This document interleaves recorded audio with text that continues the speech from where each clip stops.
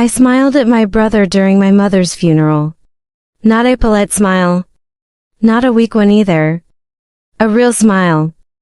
The kind that made him pause mid-sentence, the kind that made his eyes narrow just a little. Because moments earlier, in front of relatives, lawyers, and people who barely showed up when Mom was alive, he had said something that was supposed to crush me. He said, "Well, Mom left everything to me." The room went quiet, someone gasped, someone else looked at me with pity, and I just smiled. Not because I was okay, but because, in that exact moment, I realized something my brother didn't. He thought the story was over. I knew it was just beginning. People think grief looks loud. Crying, shouting, falling apart. Mine didn't. Mine went silent. Because when you've been slowly erased from your own family for years, a single sentence doesn't hurt the way people expect. It confirms things. The funeral home smelled like flowers and old carpet. My mother's photo sat at the front, her smiling face from 10 years ago, before illness hollowed her voice and before my brother took over her life. He stood tall in his black suit. Confident, relaxed, like a man who had already won. I noticed how he didn't look at Mom's picture when he spoke. Didn't hesitate. Didn't choke up. He just announced it. Like a business deal closing. Mom trusted me with everything, he continued. The house. The savings. Her accounts. All of it. He finally looked at me, then waiting. For tears. For anger. For begging. Instead, I smiled. And something shifted in the room. Because people expect grief. They don't expect calm. They don't expect someone who just lost their mother to look relieved. My aunt leaned toward me and whispered, "Are you okay?" I nodded. "I'm fine," I said softly. And I meant something very different than she understood. What no one in that room knew was that I had already said goodbye to my mother months before she died. Not at her grave, but in a small hospital room, when she grabbed my hand and whispered something that still burned in my chest, something she never had the strength to say out loud again, something my brother never thought she said at all. After the service, people gathered in small circles. Murmurs followed me, poor him, left with nothing, always the quiet one. My brother shook hands like a politician, accepting condolences, accepting respect, accepting congratulations he hadn't earned. When he finally walked over to me, his voice dropped. "You took it well," he said. I smiled again. "Why wouldn't I?" I replied. That smile confused him, and confusion is dangerous when someone believes they've already won. He leaned closer. "Don't worry," he said. "I'll make sure you're okay." That's when I knew. He had no idea what was coming. Because my smile wasn't surrender. It was timing. That night, alone in my apartment, I took out the one thing I hadn't brought to the funeral. A folded piece of paper, old, worn, signed. My mother's handwriting trembled across the bottom. Not a will, not a confession, something much more powerful, and as I read it again, I whispered to myself, "You really thought you inherited everything?" I smiled. It didn't start with the will. That's what people don't understand. Betrayal like this doesn't fall from the sky all at once. It arrives quietly, politely, with a smile. My brother didn't steal everything overnight. He took it inch by inch, while everyone clapped for him. Before Mom got sick, we were different people living under the same roof. I was the quiet one, the one who fixed things without being asked, the one who showed up without announcing it. My brother was loud, charismatic, the kind of guy who filled rooms with stories about himself. People loved him instantly, Mom included. She used to say, "He's strong, he'll take care of things when I'm gone." I don't think she realized how literal that would become. When Mom's health started failing, it was subtle at first. She forgot names, forgot dates, forgot to eat. Doctors said it was stress mixed with age. My brother heard something else. Opportunity. He moved back into the house temporarily, that's what he told everyone. Just until Mom felt better. Just to help out. Just to be a good son. People praised him. Such a devoted boy, my aunt said. She's lucky to have him, neighbors whispered. I believed it to Dot at first. He took charge fast. Dot to fast. Suddenly, he was driving her to appointments. Talking to doctors alone. Handling her phone calls. I don't want to bother you, he told me. You're busy. I've got this, I didn't argue. That was my mistake. Because when someone insists on carrying everything, they usually don't want witnesses. Mom started changing, not dramatically, just enough. She stopped calling me as often, stopped asking my opinion, stopped sharing details. When I asked her how she was feeling, she'd say, "Oh, your brother handles all that now," like it was a relief, like she had been convinced she was a burden. I remember one afternoon clearly. I came over unannounced. The house felt different. Quiet in a way that wasn't peaceful. Mom was sitting in the living room, staring at the TV without watching it. My brother was at the kitchen table with a stack of papers. Legal-looking papers. When he saw me, he stiffened. "Oh. You're here," he said. Not happy. Not angry, guarded. Mom smiled weakly when she saw me. "You should have called," she said. I frowned. "I used to come anytime," my brother cut in. "She needs routine now, routine." That word became his shield. Any question I asked, any concern I raised, routine. I sat next to Mom. She felt smaller, lighter. Like she was slowly disappearing. I asked her what the papers were. She hesitated. My brother answered for her. "Just stuff to organize her affairs," he said casually. "Nothing for you to worry about, for you." Those two words landed hard. That night, I confronted him outside. "What are you doing?" I asked. He sighed like I was exhausting. "I'm helping Mom," he said. "Someone has to be responsible. You're cutting me out," he laughed. Don't be dramatic, but he didn't deny it.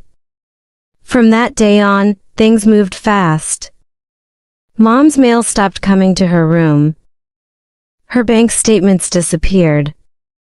Her phone suddenly had a password. My brother said it was for safety. I asked Mom if she was okay with it. She looked at the floor. "He says it's better this way," she whispered. That's when fear crept in. Not loud fear. Quiet fear. The kind that sits in your chest and doesn't leave. I tried to talk to doctors. They said my brother was listed as the primary contact. I tried to talk to lawyers. They said they could only speak to him. Every door closed softly, politely, legally. And every time I brought it up, my brother smiled. That same smile he wore at the funeral. The one that said, "You're already too late." The final straw came one evening when Mom asked me a question that shattered me. She held my hand and said, "Do you think I'm selfish for needing help?" I didn't understand. She continued, "Your brother says I rely on you too much, that it's unfair to you." My chest tightened. I realized then, he wasn't just managing her life, he was rewriting her reality. I told her the truth. That she wasn't a burden. That she never was. That I wanted to be there. She nodded. But she looked unsure. like someone who had been gently convinced of a lie for too long. Weeks later, my brother called a family meeting, just the three of us.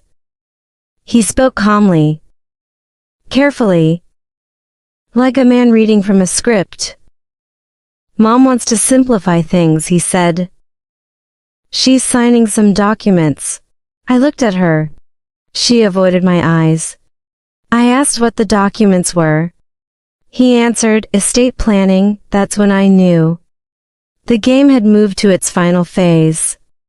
I begged her to slow down, to get independent advice, to think. My brother didn't raise his voice. He didn't need to. He just said, "You're stressing her," and that was it. I became the problem. The disturbance. The difficult one. That night, Mom called me after midnight. Her voice was shaking.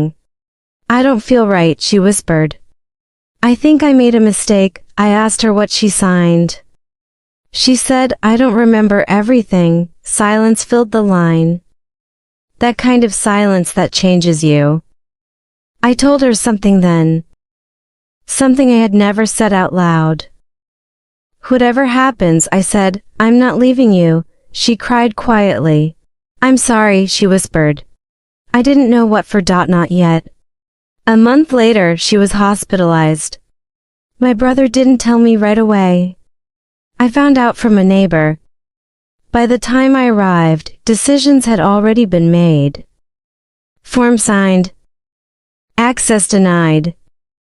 I stood in that hallway feeling like a stranger to my own family. And that's when I realized the inheritance wasn't the betrayal. It was the reward. Hospitals have a sound. Not noise, the sound. A low hum of machines, soft footsteps, distant voices that never quite reach you. That sound followed me down the hallway as I searched for my mother's room. My brother wasn't there. That should have been my first clue. Mom looked fragile.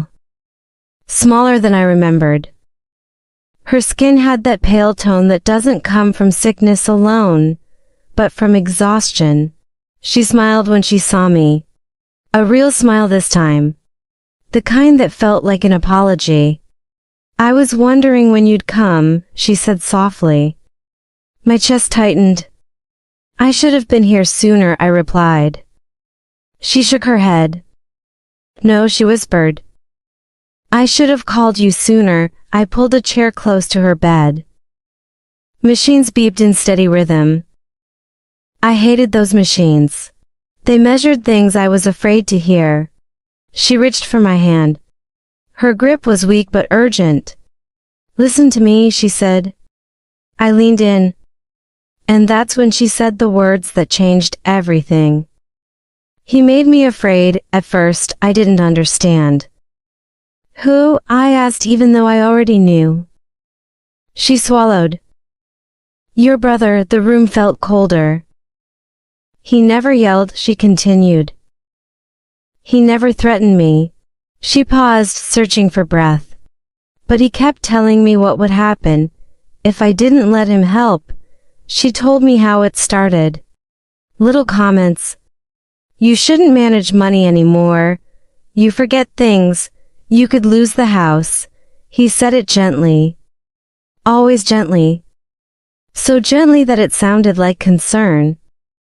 Then came the isolation. He told her I was tired of helping. That I felt trapped. That I deserved freedom. She looked at me with wet eyes. "I believed him," she said. "I thought I was protecting you." I squeezed her hand. "You were protecting him," I said quietly. She nodded. Tears slid down her face. She told me about the papers. The one she signed. She said she didn't understand them. That every time she asked questions, my brother said, "It's just legal language." She said he rushed her. Told her lawyers were expensive. That delays were dangerous. He told her, "If something happens to you before this is done, everything will be chaos, chaos." That word scared her more than death. I asked her if she remembered what she signed. She shook her head slowly. I know I gave him power, she whispered. I just don't know how much. That was the moment my grief turned into something else, not anger, clarity. I asked her one last question. Did you want him to have everything? She didn't hesitate. No, she said. And then she said something I'll never forget. I wanted it fair. She asked me to open the drawer beside her bed. Inside was a folded envelope, yellowed at the edges. My name written on the front in her handwriting. I wrote that months ago, she said. Before he took my pen away, my throat closed. I opened it carefully. Inside was a letter. Not legal. Not formal. But honest. She wrote about both of us. About her mistakes. About how she leaned on the loud one and overlooked the steady one. She wrote, if you are reading this, it means I didn't fix what I should have. At the bottom, her signature. And a date. Before the documents were signed. I asked her why she didn't change the will. She looked away. He told me it was too late, she whispered. That it would cost too much. That I was too weak, her voice cracked. I was scared to fight. I told her something then. Something I didn't plan. You don't have to fix it, I said. I will, she searched my face. You promise, I nodded. I promise. That night, she slept. Peacefully. For the first time in weeks. I sat there long after visiting hours ended, reading that letter again and again. Not as proof, but as purpose. The next morning, my brother walked in like nothing was wrong. Coffee in hand, relaxed. How is she? He asked. I stood up slowly. She told me everything, I said. For the first time, his smile slipped. Just for a second. Then it came back. People say things when they're sick, he replied. That's when I realized. He wasn't afraid of the truth. He was afraid of timing. Mom passed away 3 weeks later, quietly in her sleep. My brother handled everything, arrangements, paperwork, announcements. I was informed, not included, and then came the funeral, the announcement, the inheritance, and my smile, because by then, I wasn't mourning anymore, I was preparing. After the funeral, people expected me to fall apart. They expected late-night calls, drunk messages, public arguments. I gave them none of that. I went silent.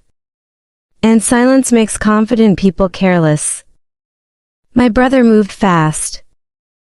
He sold the idea that Mom had put everything in order. He thanked people for their support. Accepted sympathy like a reward. And every time someone mentioned me, he shrugged. We're not close, he'd say. That wasn't true. But lies are easier when the other person isn't speaking. He moved back into the house officially. Changed the locks. Renovated. Erased her presence one room at a time. I watched from a distance. And I let him. Because when someone believes they own everything, they stop hiding how they got it. I played my role perfectly. At family gatherings, I stayed calm, polite, almost grateful. I even thanked him. You did a lot for Mom, I said once. His chest puffed out. I know, he replied. That was all I needed. Behind the scenes, I was working, quietly. Carefully. The letter Mom gave me wasn't a weapon yet. It was a map. It told me when things changed, and who made them change. I started with questions. Simple ones. I called the law office that handled Mom's documents. I didn't accuse. I didn't demand. I just asked, Can you confirm the dates of the power of attorney and will updates? The silence on the other end told me everything. I requested medical records. Not full files. Just assessments. Cognitive notes. Anything that showed her mental state around those dates. Some doors closed. Others didn't. Because paper remembers, even when people pretend they don't. Then I met someone unexpected, a nurse who remembered my mom. She asked about you, the nurse said. I felt my chest tighten. She said she felt rushed, she continued. That someone kept answering for her. That sentence stayed with me. Rushed, answered for her. I documented everything, dates, times, names, not to attack, to prepare, because real revenge isn't loud, it's undeniable. Meanwhile, my brother got comfortable. He started talking, bragging, at a family dinner. He laughed and said, if I didn't step in, that house would have been gone. I watched faces around the table shift. Just slightly, seeds planted. He told a cousin she didn't really understand money anymore. That was a mistake, because people forgive grief, they don't forgive manipulation. One night, he called me drunk relaxed. You know, he said, I did you a favor, I stayed quiet. If you'd gotten involved, he continued, things would have gotten messy. I recorded the call. I didn't plan to use it. But I saved it. The final piece came from the lawyer. Not a confession. Just a comment. He was very eager, she said carefully. Usually families take more time, eager. That word again. By the time months passed, I had something stronger than anger. I had structure, a timeline, a story that made sense, and most importantly, I had patience. My brother invited me over one afternoon. I'm thinking of selling the house. He said casually. That's when I knew. He thought everything was finished. He thought no one was watching. I looked around the living room. The same one Mom once stared at in silence. You should do what feels right, I said. He smiled. I knew you'd understand. And that was the moment I made my decision, not to fight him privately, but to let him expose himself publicly. I didn't confront him when he said he wanted to sell the house. I didn't argue. Didn't warn him. Didn't react at all. That's what scared him later. At the time, he thought my silence meant acceptance. It didn't. It meant positioning. 2 weeks after that conversation, he listed the house. A fresh start, he told everyone. He staged it like a showroom. Neutral colors. No family photos. Like my mother had never lived there. I attended the open house, quietly. Uninvited. He froze when he saw me. What are you doing here? He asked, forcing a smile. Just saying goodbye, I replied. He laughed. Don't get sentimental now. That laugh didn't last long. Because the next day I made my move. Not against him. Against the paperwork. I filed a formal request for review. Not a lawsuit. Not an accusation, a review. Based on capacity and influence. Those words matter. They don't scream. They echo. The lawyer called him first, not me. I know, because he called me 5 minutes later. What did you do? He demanded. I kept my voice calm. I asked questions, I said. There was silence. Then you're trying to steal from me? I smiled. No, I replied. I'm trying to understand. Understanding terrifies liars. Because it doesn't stop. The house sale paused. Just paused. That was enough. Buyers disappeared. Agents hesitated. And suddenly, my brother wasn't in control anymore. He showed up at my apartment that night. Angry. Not loud, but tight. You have no proof, he said. You have nothing. I met his eyes. You're right, I said. Not yet. That word hit him harder than any threat. The review triggered interviews. Doctors, nurses, lawyers, people he assumed wouldn't remember. They did. Not everything, but enough. One nurse said, she seemed anxious when he was around. One doctor noted, decision-making support heavily influenced by son. One lawyer admitted, she deferred to him constantly. None of it illegal on its own, but together, it formed a pattern. My brother stopped smiling. He started calling, every day, sometimes calm, sometimes pleading, sometimes furious. You're ruining the family, he said. I answered once. You did that already. Relatives started calling me too. Not accusing. Asking. What's going on? I didn't rant. I didn't cry. I just said, I'm letting professionals look at it. That scared them. Because professionals don't take sides. They follow trails. My brother tried one last tactic, guilt. He sent me a message late at night. Mom wouldn't want this. I stared at it for a long time. Then I replied. She didn't want to be afraid either. He never brought her up again. The final interview was scheduled. The one that mattered. The lawyer who prepared the documents. My brother was present. So was I. For the first time, we sat across from each other with witnesses. The lawyer asked simple questions. Who suggested the changes? My brother answered. Mom did. The lawyer nodded.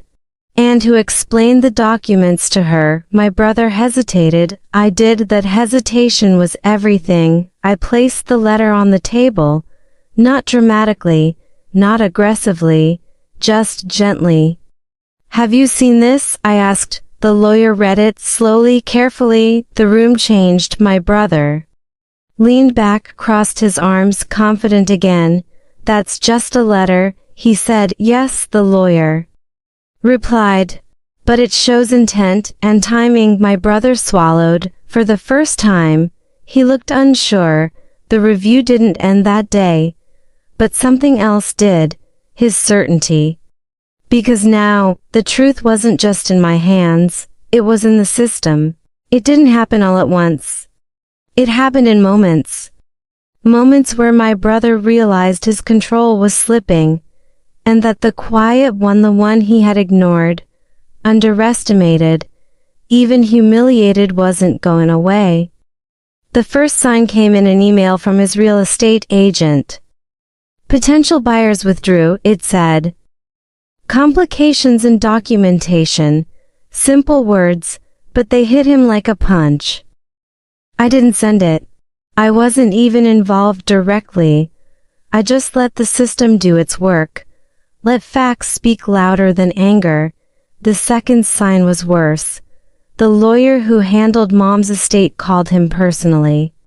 Your mother's mental capacity at the time of the documents is under review, she said calmly, and we need all communications you had regarding these changes. He hung up, and for the first time in years, he didn't speak to anyone. He just stared at the wall. I could almost see him thinking, this isn't supposed to happen. I stayed silent as always. People think silence is weakness. It's not. It's power. It's patience. And patience terrifies those who think the world owes them everything. Then came the phone calls from relatives. Cousins, aunts, friends of the family. Suddenly, they weren't cheering him on anymore. They were asking questions. Subtle ones. Are you sure everything was fair? Did Mom understand what she was signing? Little cracks appeared in his facade. Little cracks I had been waiting for. I didn't need to chase him. I didn't yell. I didn't call him out publicly. I just let him talk. He began defending himself. Everything I did was for Mom, he shouted once. At dinner, people didn't nod like they used to. They didn't smile. They were quiet, suspicious, observing, and that's when panic set in. The slow kind that eats at confidence. I had a folder now, everything documented, dates of all documents, witness accounts, nurses and doctors' statements, my mother's letter, not a weapon, not yet, a mirror, and mirrors don't lie. One afternoon, he stormed into my apartment, red-faced. You've been plotting this from the start, he yelled. I leaned back in my chair. Plotting, I said calmly. I've been waiting, that's different. He slammed his hands on the table. I'm your brother. You can't do this to me. I can, I said softly. You just won't see it until it's too late. He realized then my silence wasn't weakness. It was timing, and timing in revenge is everything. The review moved forward, interviews, statements, every lie he had told. Every manipulation, every excuse slowly surfaced. It was meticulous, methodical, unstoppable. Then the calls started. From lawyers. From banks. From former advisors. Your actions may have influenced her decisions improperly, one said. You need to explain these inconsistencies, another added. He tried to argue. He tried to bribe. He tried to charm. Nothing worked. The final blow came one evening when I arrived at his house unannounced. I just walked in. He was pacing. Why are you here? He snapped. I smiled. Because it's time to face the truth, I said. He froze. For a moment, he looked like the little boy who had once shouted at Mom to let him handle everything. But the world had changed. I had changed. And now, so had the rules. That night I didn't leave. I didn't raise my voice. I simply sat and watched him unravel. Every misstep, every hesitation, every lie he had built his confidence on, was being pulled apart by a patient, calm, relentless truth. By the next morning, I didn't need to say a word. The agents backed off, the buyers canceled, his own relatives avoided him.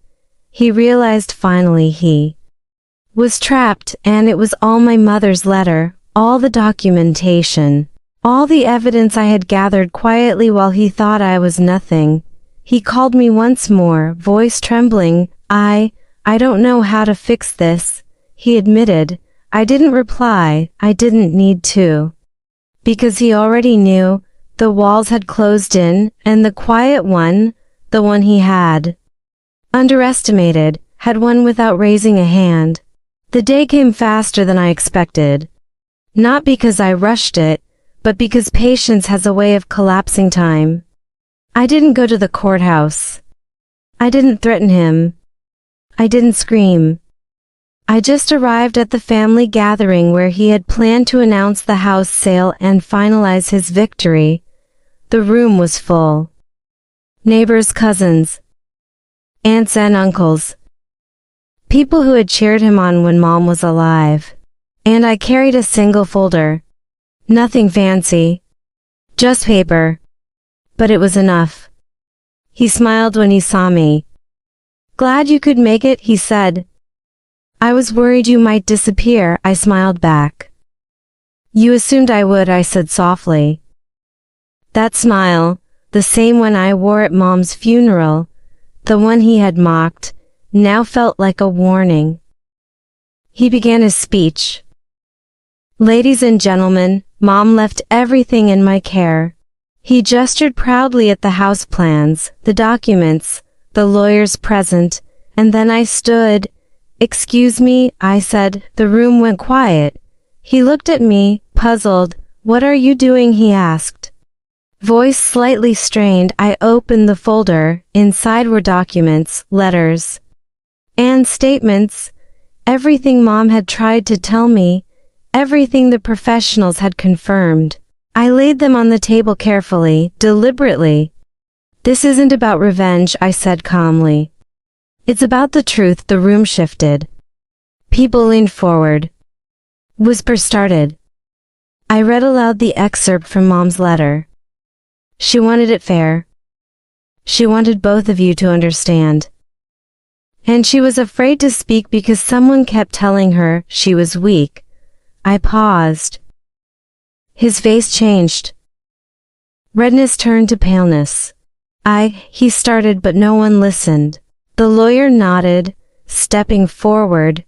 These documents, along with the review findings, indicate significant influence in altering her estate.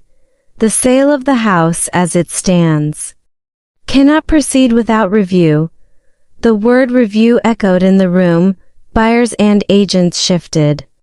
Uncomfortably, even his closest allies avoided eye contact.